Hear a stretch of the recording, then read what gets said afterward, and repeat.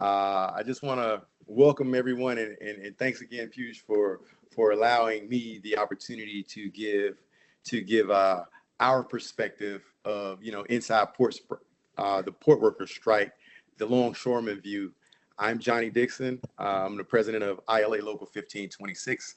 As many of you know, the recent dock worker strikes have sparked numerous discussions across industries, news outlets, and even at our dinner tables.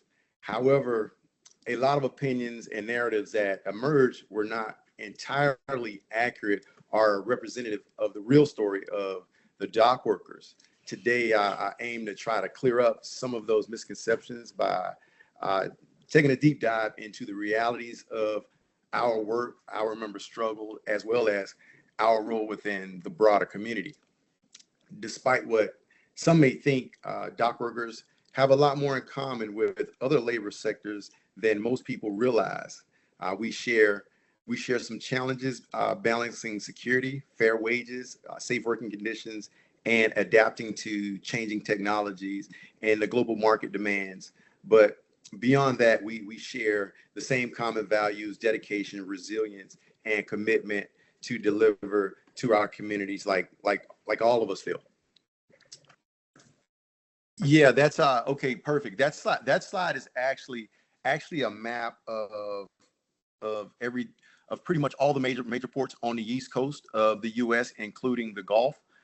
We are primarily in Southeast Florida.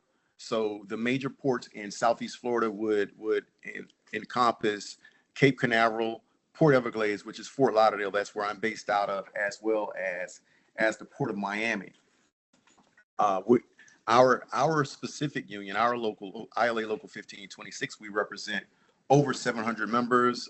We have on hand 550 part timers performing day-to-day operations, including STS operators, RTG, top loaders, lashers, mechanics, etc.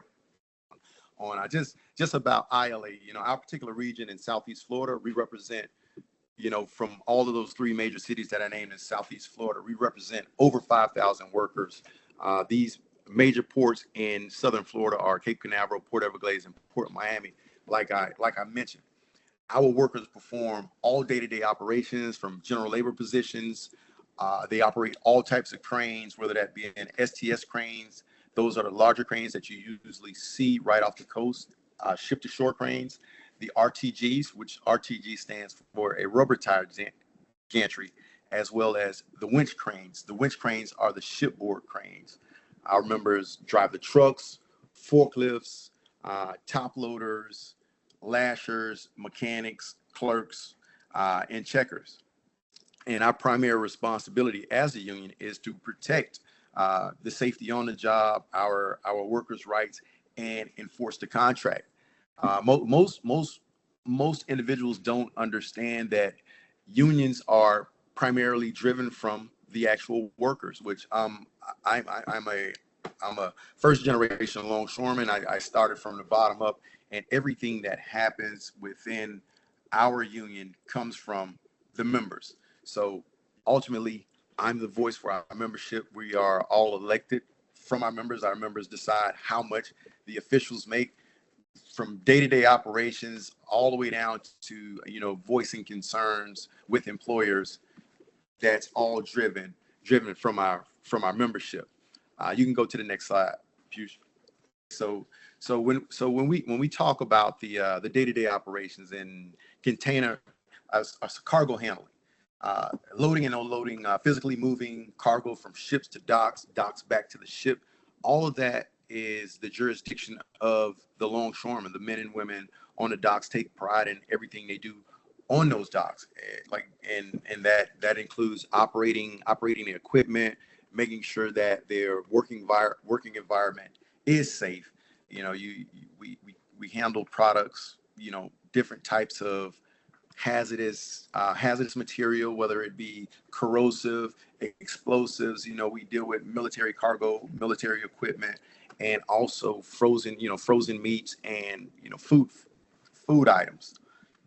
Our checkers, they maintain documentation and record keeping, just making sure that the proper loads are coming in and out of the yard, and these particular containers are actually being stowed in these container terminals properly for efficient movement for truckers coming in and out of the port to drop off empties or pick up exports going out to shippers. On board the vessels, communication is essential. We need communicating stevedores on the ground. What we have is our vessel flagmen who communicate with the crane operators to make sure that there's smooth transitions of loading the containers, unloading the containers. There also are mechanics who monitor like the refrigerated cargo. They not only monitor the refrigerated cargo, they also maintain the equipment, and that's all equipment, whether that be the trucks the members drive, or the forklifts, the cranes that are being operated. All of those jobs are manned by ILA workers. Okay, just a little bit of historical context between our port industry from the early beginnings of the labor movement in general, all the way back from the 1900s to the 1950s. Okay, like I was stating, I was talking about the early beginnings of the labor movement, all the way back from the 1900s up to the 1950s. The labor movement dates all the way back to the 20th century, when longshoremen sought better wages and working conditions and job security. The struggles were often marked by high-stakes strikes that not only disrupted port operations but also captured, public attention. Among these was one of the notable strikes back in 1934 with the West Coast waterfront strike, a turning point in let me see where I'm at. That was a turning point in labor history that led to the establishment of hiring halls and greater union influence, helping shape modern labor relations today. So currently, pretty much all of the ILA workforces are dispatched from hiring halls, which the hiring halls are controlled by the membership. The members select jobs, predicated by seniority, and there are a lot of times when individuals who don't have as much seniority are individuals who are trying to get in the industry. They don't have enough seniority to actually get a day's work. Sometimes some of these individuals may get 1 or 2 days of work, and you have other seniority members who are able to work up to 5, 6, and 7 days. So when the broader community is like, oh man, the longshoremen are making X amount of dollars, they're making this, they're making that. But the reality is the majority of our members, or the majority of our workforce, does not make those figures that you saw on what was the Instagram, TikTok, and a lot of the negative social media campaigns that went out against us. But just as we move forward and just going through the history, when we think about the shift in the dynamics of labor back in the 1960s, and that was when they converted from containerization, deviating away from what the majority of the cargo, which came in loose cargo, that is what we call break bulk. So being that the shift to containerized shipping meant fewer workers were needed, leading to fears of job losses amongst longshoremen during that time. But during that time, the unions had to think far in advance, and they came up with a mechanism to modernize an agreement which provided for compensation for lost jobs.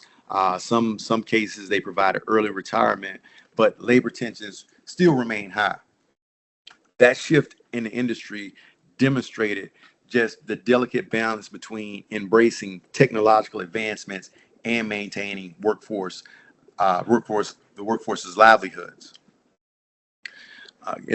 Then when we move forward into the 2000s and the global impact, in the early 2000s, labor disputes intensified, reflecting broader global challenges.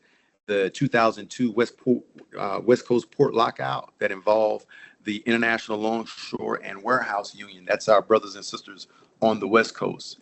It underscored an economic ripple effect of port disruptions affecting supply chains worldwide. These strikes were often driven by automation concerns, wage negotiations, and benefits. Our more recent dispute from our contract that just recently expired was the contract that we negotiated back in 2019, which we had a contract standoff. We avoided it. We avoided a strike on the East Coast, but it highlighted an ongoing issue relating to automation, pension security, working conditions, illustrating the underlying tensions that are still relevant today. And as we transition into from 2019 through the COVID era, our port industry faced renewed labor challenges that waked after that COVID-19 pandemic, which exposed a lot of vulnerabilities in our supply chains and our labor policies. During a time when a lot of our members still continue to work through COVID, some of our members even lost their lives. These labor actions not only highlighted the critical role of the men and women in port operations, but also emphasized a need for fair, forward-looking agreements that adapted to protect good-paying American jobs from being eliminated due to automation. But the history of labor disputes in the port industry reflects just a complex interplay of economic forces, technological change, and workforce advocacy. And as longshoremen continue to push for fair wages, safety, job security, these disputes have shaped and continue to shape the industry's policies, workforce dynamics, and economic influence. The lessons from past conflicts underscores the importance of constructive dialogue and equitable solutions that support both operational efficiency and workers' rights. Could you go to the next slide? Next slide, please, Piyush. The Maersk image. Okay, all right. Yeah, so this is something that has always stuck with me from when I first got in the industry. Just understanding the importance of having job protections, language that protects not only dock workers but protects everyone from automation. When I read about automation, in which it was a tale where two titans of the automobile world who took a tour of a newly built, highly automated factory, and on their walk through this facility, the forceful executive Henry Ford and the labor leader at that time, who was Walter Reuther, both saw many examples of advanced machinery operating in the plant. And the words that were exchanged was brilliantly encapsulated in that slide. And Henry Ford said, "Hey, Walter, how are you going to get those robots to pay union dues?" And Walter responded, "Henry, how are you going to get them to buy your cars?" So that's something that we all need to take into account. It's not only longshoremen. It's when you look at the screenwriters, the screenwriters, they went out on strike to avoid having automation, replace them. You even have platforms that can write just as good and better than current attorneys. So it's not narrow just to our port confines. I think there are nationwide safeguards that should be put into place to protect all workers. Could you go to the next slide? The 2024 strike. Yeah. So the current strike, our members, ILA, we were just engaged in a recent strike as a result to unresolved issues with carriers, which had a significant impact on port operations nationwide. Understanding the reasons behind these strikes, our workers' key demands and challenges that our workers face, a crucial context for what's happening in our industry our industry currently. Our international made efforts to initiate negotiations 2 years before the expiration of our most recent agreement, anticipating potential areas of conflict and hoping to prevent disruption. So the majority of these demands, our rank and file members, they conveyed it to their local leadership, which would be me, and we would, jot these things down, and we would forward it to our international representation. That would be Harold Daggett and Dennis Daggett, our executive vice president. But unfortunately, however, despite our proactive approach, the carriers failed to negotiate in good faith. The lack of engagement forced our members to resort to a strike, a decision that honestly really was not taken lightly, but became necessary to protect our workers' rights, and to make sure that they were taken seriously. And if I touch on a couple of the just a couple demands, wages that actually addressed inflation. With the rapid rise in inflation that has eroded all middle class workers' purchasing power, making it increasingly difficult to maintain a decent standard of living. Our members' aim was pushing for wage adjustments that align with the current cost of living to ensure compensation. Our workers were seeking a deal not only that accounted for compensation that reflected present inflation levels, but also established a mechanism for periodic wage increases that track economic changes, providing stability and security. And another issue that I'm going to probably be redundant about, job security against automation. And automation presents a looming threat to job security in port industries and beyond. Our workers were advocating for contract language that safeguard our workers from job losses due to the automated processes, which have been expanding rapidly. The demand is not limited to just dock workers. It reflects a broader issue that affects the majority of all American workers, as automation threatens employment across various sectors. Our unions seek to establish clear boundaries around automation, ensuring that it was introduced in a way that does not displace our workers or undermine their livelihood. And just with the going into challenges, challenges that have been faced by our workers, economic pressures. Workers, we face economic increases in financial strains due to stagnant wages from our previous contract that did not keep pace with inflation. The cost of living continues to rise for all American citizens, not just the dock workers, which impacts essential expenses such as living, housing, healthcare costs, and education. And just having conversations with different people throughout the communities, whether I'm out shopping and talking, and just to hear workers complain that, I can't even afford to cover my healthcare costs from my current employer. So the raises that some of these employers are giving to our middle class is laughable. You're going into, thinking about job security. Automation not only raises fears for job losses, but also creates uncertainty about the future of work in all industries.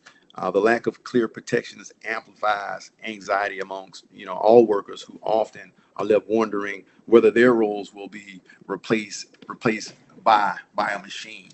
So I remember we were having just a little brief conversation, and we walk into these larger retailers, and you see 8, 10 self-checkout lanes, and there's one worker to man all of those registers.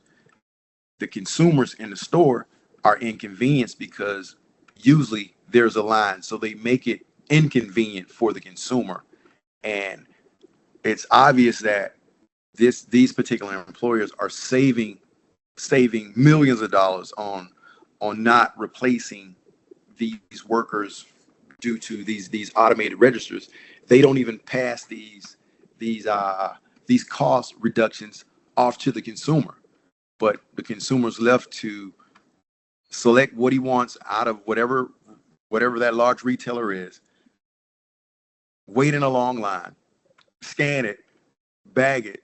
So we're giving free labor, and when we think about it, who's really capitalizing? So when we just the employers, they're just reluctant to address any of our concerns. And unfortunately, if myself or anybody else listening to this interview, if we ever speak up and say, look, we need more, or you need to pay attention to inflation, and the last raise that you gave me, or my healthcare costs are just too expensive, they unfortunately vilify the worker, which isn't fair at all. And they another political tactic that they usually highlight is, hey, take a look at what the union representatives are making. Take a look at what the union representatives are making.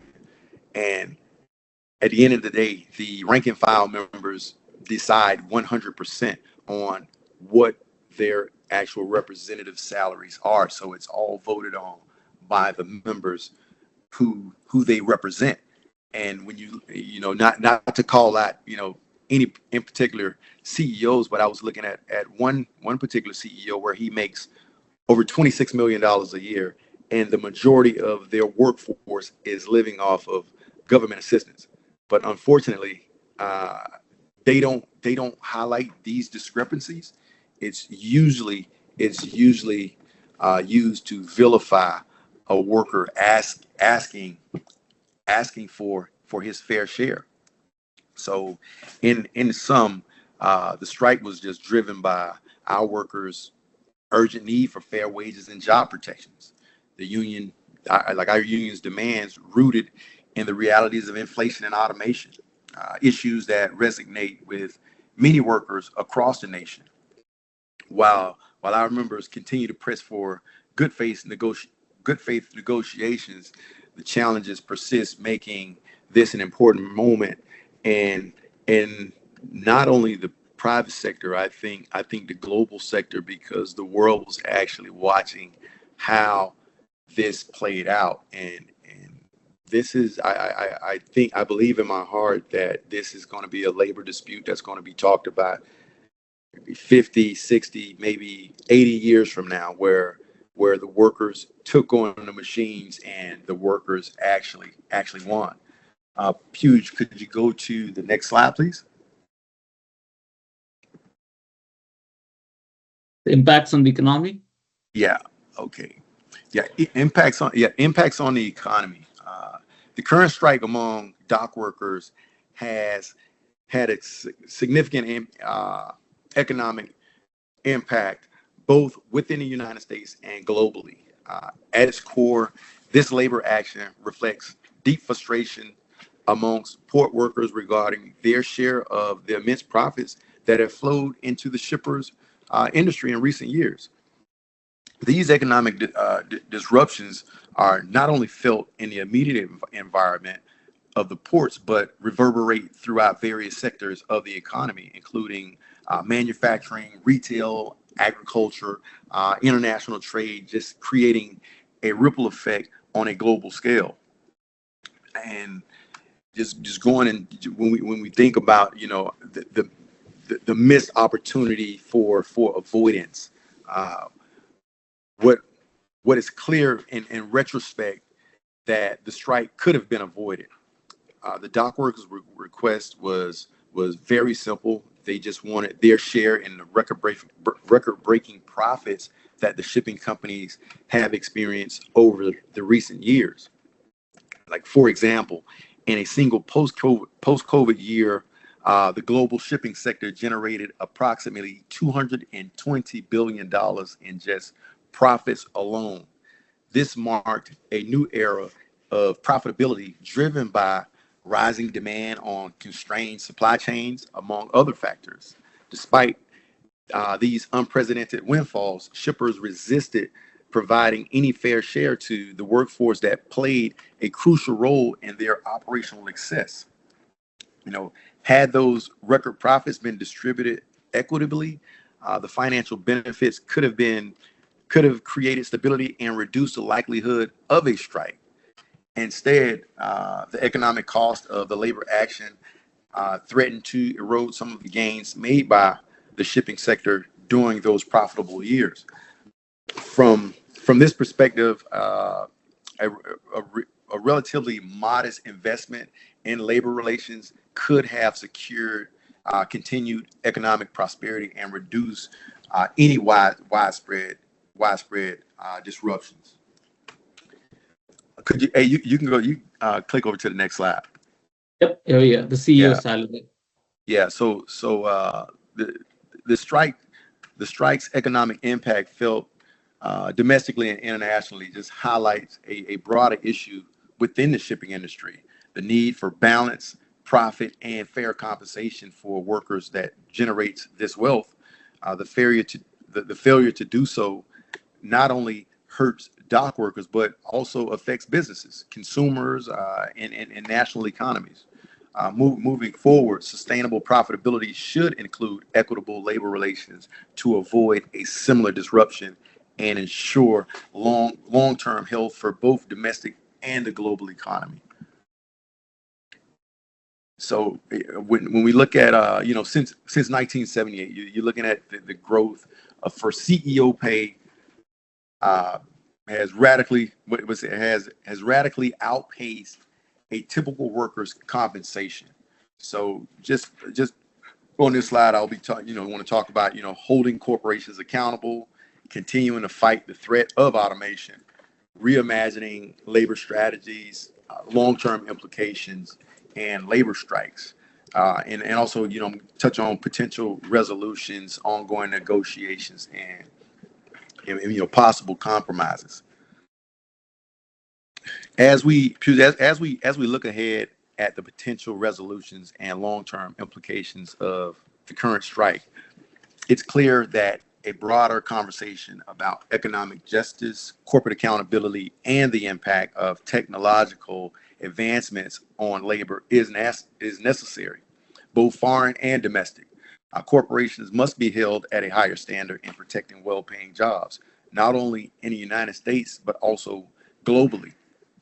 Workers deserve opportunities for meaningful, well-compensated careers that enable them to support their families, contribute to their communities, and just foster a local economic growth. And just coming down when that bullet, holding corporations accountable. The ongoing strike underscores the urgent need to reassess corporate roles as responsibilities. Corporations, whether foreign or domestic, are often prioritize profit over the welfare of workers.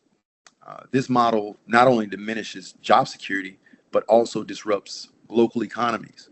A viable resolution to labor disputes should include stricter enforcement on fair labor practices, ensuring workers' rights to fair wages, job security, and humane working conditions should be upheld. Labor unions like ours are advocating for clear guidelines and accountability measures to ensure that corporations do their part in supporting workers' community and supporting our workers and in their communities and local economies. You're going to hear me talk a lot about workers not only in the United States and other sectors within the U.S., but also abroad globally, because we do communicate with a lot of our counterparts in different countries like Australia, Chile, whether it be New Zealand or even Europe, Spain. So we all share these common problems, outside of the U.S. And just moving down to the threat of automation. One of the most pressing long-term challenges for the labor sector is the rise of automation. technological advancements often increase, what they don't so much increase efficiency, they only reduce the cost of labor, and threatens the livelihoods of the very workers who've helped build those industries that drive that economy. We, you know, the carriers we were negotiating with, they want to pretty much essentially use the profits that they've generated off the backs of American workers and reinvest that in automation, which would ultimately displace our workers. And we have proven time and time again that the ILA workforce, the men and women who work on the docks in the U.S., are far more efficient than the countries who have ports that are automated. And once again, automation does not increase efficiency. The only thing it does is increase profits for these ultra wealthy corporations.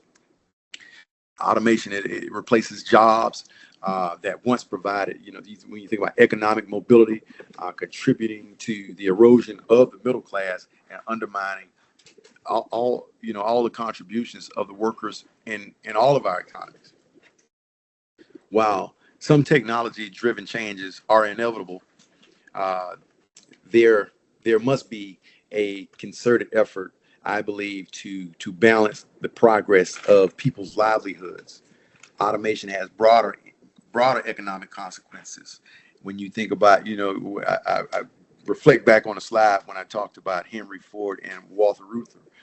Robots don't pay taxes. If you saw some of the photos that some of our members was holding on the side of the road in different ports up and down the East Coast, machines don't feed families. Machines don't buy homes. They don't support the local restaurants or shop at the neighborhood retailers. You know, replacing human workers with machines not only limits the economic growth, but also just reduces public funding for education, healthcare, and infrastructure, and other social services that really rely on that tax revenue that's generated off of a well compensated employed population. Sorry, Johnny, can we finish in a minute, because then we can open for questions. I'm sure people would have questions. Okay, not a problem. Not a problem. You can move on to the last slide, to the conclusion. Yeah, I'm there. Okay, I guess I was trying to think of a funny cartoon to paint a picture so that everyone can get a broader understanding of ultimately what we're dealing with. But as we wrap up today's discussion on inside port strikes and the longshoreman view, I just want to thank you guys for the time, the engagement, giving me an opportunity to give our perspective, some of the complexities that port operations and labor relations deal with on a daily basis. And I just hope this presentation has provided a clear understanding on the longshoreman's perspective and the historical context of labor disputes, and a path forward for fair and productive negotiations. But thank you, Puj. I appreciate it. Thank you. It was a very interesting presentation. Thank you. Yeah, we'll open for questions. We can go on for about 13 minutes. If you have any questions.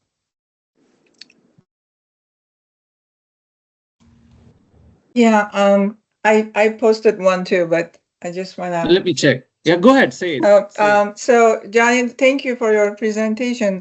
So, yeah, I mean, I definitely share what you're saying. I understand the concern.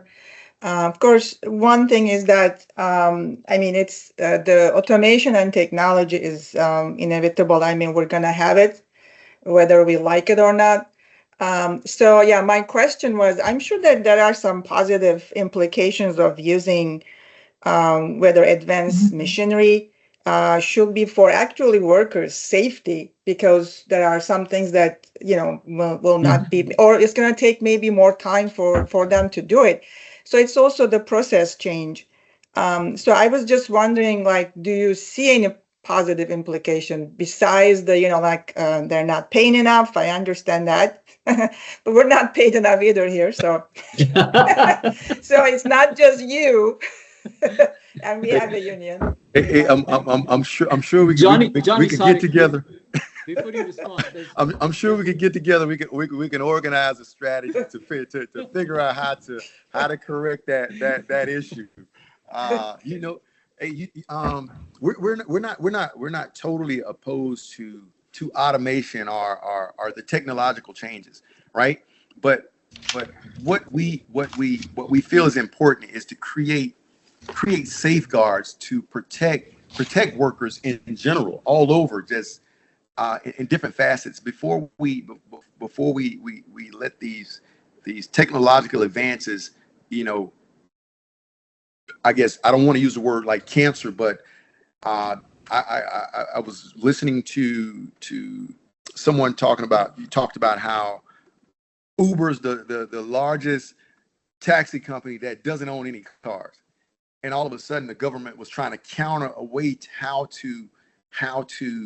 to counter the complaints of the Uber drivers who are underpaid, and you have a few people who are actually behind the app who are raking in all this revenue and exploiting the actual workers. So not just looking at it in the port confines, but just looking at it in a holistic approach as to all sectors. There should be safeguards in place, which we utilize some forms of, iPads, automation, for record keeping and things of that nature. But we are opposed of anything that could be implemented that would eliminate a well-paying job, which we all feel like we should be receiving competitive wages, or we should be receiving what we feel that we're worth. Yes, there is a comment on automation. There's one more comment on automation, which says that can you provide some data illustrations on the magnitude of job losses that could happen if we have this kind of automation that they're talking about? Yes, I don't have it on hand, but I can definitely get some of that information over to you. We use the term loosely, where we would make the statement, oh, well, if we implement automation, we could repurpose that worker to actually fix that machine or to repair that robot. But when I go back to when I had the discussion about, we walk into these local retailers and we look at 8 to 10 self-checkout registers. That's 8 to 10 jobs that's been eliminated, and it's one individual who's responsible for taking care of that piece of equipment.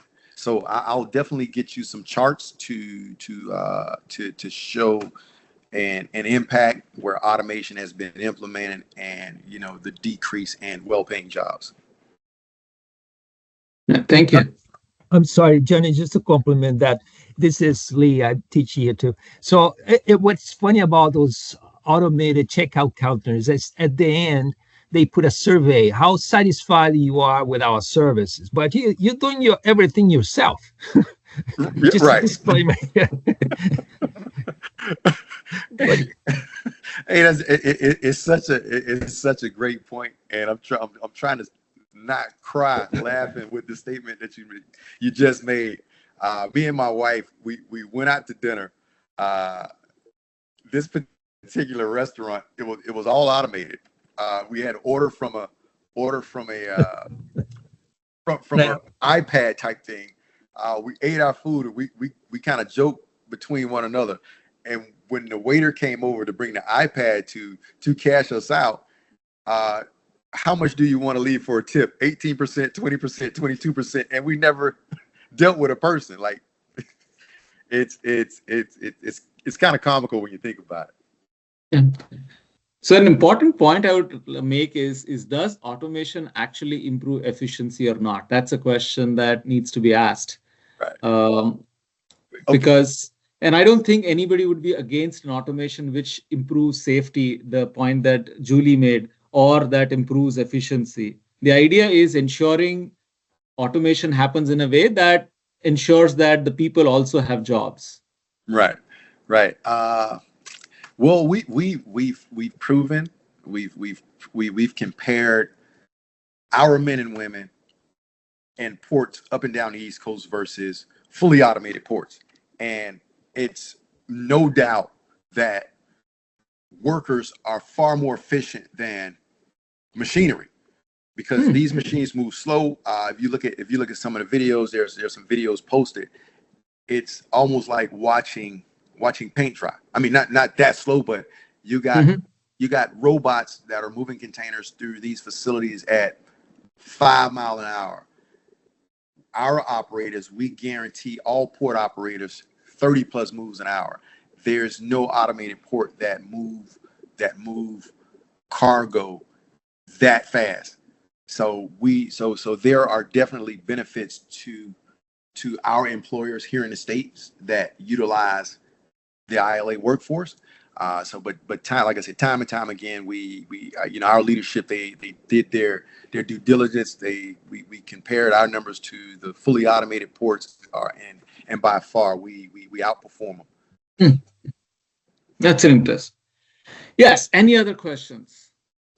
Yes, just a quick question. Where can we find this data, Johnny, to compare? Because it will be very interesting to use it. For example, fully automated, how many TUs or containers they move per hour, per day, per year versus non-automated. Also, some measure of flexibility that you may have. The idea that we find or that we have by reading is that, so for example, international ports far more modernized than the US, and so that backlog that it's causing the ports, at least we learn that is a problem in the supply chain. So if we have some data, so we can read and perhaps even study and make suggestions how to use and provide labor with some tools to address those issues, would be very interesting. Okay. All right. No problem. Like I stated, I'll definitely forward that information over to Puge. I don't have it on hand right now, but I will definitely get that information over to you guys. So what I can propose is, as soon as I get that data, I'll send it to everybody, and those who are interested in pursuing this data further or wanting some more clarifications, we can set up a separate group to explore that data in detail. So there's a question by Joe, and he says, would a fully automated port, I assume that's the fully automated port, be a national security risk as it would be susceptible to hackers? Yes, that's a very, very, very good question. We look at these large retailers, these banks getting information hacked. When we order cranes, sometimes there's equipment actually placed on the cranes that create a platform for a hacker to actually log in and monitor what's going on in a specific port. So it does pose a security risk to all of us in the United States. So last year, I remember one freight forwarder, I can't recall the name. If any of you can recall, the freight forwarder got hacked, one of the bigger ones. And it was a massive problem for many of those freight forwarders. So this is not just a port, just a freight forwarder. And it was not Maersk, it was a freight forwarder, I forgot. But yeah, so that is definitely a point. Thanks, Joe. Any other questions? So Ethan has a question. So he says, why do you think some international ports are more efficient than US ports? And what can US ports do to improve while maintaining strong labor standards? I think to give a context to the question, I think the question is probably coming from the confusion we had during COVID at the West Coast ports, where everything was taking almost a month to move out. And that's what the message that we got was. You like sometimes things get lost in translation, I should say. So I can recall with the congestion that took place on the West Coast ports during COVID, when they would show all the videos and they would show you only a fraction of really what was going on. But in reality, they had a shortage of truck drivers, but they spit the narrative to make it seem like it was the actual port workers causing a delay. But the reality of that situation, what took place on the West Coast, was a shortage of truck drivers. Similar to when we had the discussion, Puge, when you saw the clip on the news. They only take about 5 to 10 seconds of an individual speaking, leaving out the other 30 seconds to paint a full picture for viewers to really understand what's actually going on. Okay, thank you. So there's a question by Kevin, and he says that on one of the slides, there's a bullet point that union is demanding a ban on all automation. But you said that union stands against automation-related job loss. What's the stance? All right. Is it against all automation? We are not opposed to all automation. We just want the proper safeguards in place to protect all workers against job loss, not only on the waterfront, but in all sectors. So we're not totally opposed to it, but the automation that was presented in our industry was to actually eliminate the man or woman from actually doing that job and increasing profits for an already extremely profitable industry. Okay, thank you. I hope you can hear me, because I think that's touching on the point of, if a company and you're working for them for 20 plus years and you help them build to the point where everything was manual, and then they're able to get to the point where automation is able to be, integrated, and then it doubles profits, but those profits are privatized and kept, in the upper echelons of the company, or they're only dispersed to shareholders, which, typically is people who don't even work in that company. So I think having that trade-off, if you contributed to the company and you help build to that point of success, I think it is fair and a fair share for you to have some of those benefits. And in the past, I'm only 33, so I'm still working towards it. But I think in the past, those benefits were shared through pensions and retirement plans. And I think everyone knows those have gone away. And I think across the board, profits are being privatized, losses are being socialized, and the labor issue is so broad. It's almost hard to put into one facet, because it's so many different things adding to it, and everyone just knows something is off, and no one knows the entire reason why. But I do appreciate you and representatives who are bringing it to light and sharing the workers' perspective on that. So thank you. Right. Yeah. Jonathan, right? That's your name? Yes. Yeah. That was a great point. What you highlighted, and like you said, how workers can contribute to a particular employer for 20 plus years, and at the end of that life cycle, when they figure out a way to replace that actual worker that helped them get to where they are, they turn around and discard them. Hey, we appreciate your time here, but unfortunately, we're going a different direction. Where's the protection for all workers? That's not fair.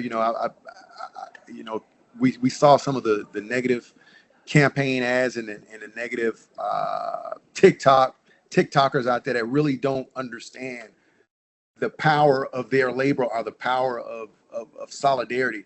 Unfortunately, I believe that there's a small percentage of individuals out there who are missing the big picture and don't really understand how valuable the labor that they bring to these industries are. But that was a great point, Jonathan. Great point. Thank you, Jonathan. I mean, we are at 2:02, so we are a little bit about time. I will have to, I know there are lots of questions. I'll have to hard stop this presentation at this point. Please, if you have any more questions or if you want to connect with Johnnie directly, please message me. I'll make the connections, and I'm sure Johnnie would be delighted to talk to you. So yes, first of all, thank you, Johnnie, for agreeing to do this for us. Thank you, all the participants. Some of you have been coming every session, so I truly appreciate that. I want to present our next event here.